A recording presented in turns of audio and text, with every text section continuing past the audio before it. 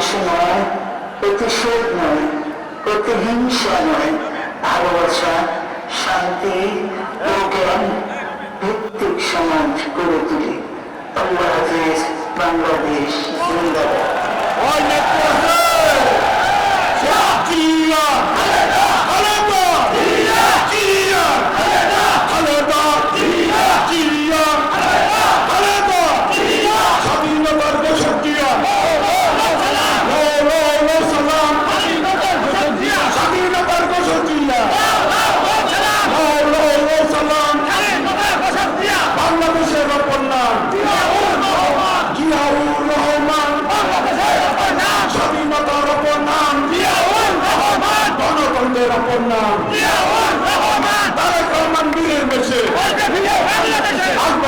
বাংলাদেশে তারেক রহমান বীরের বেশে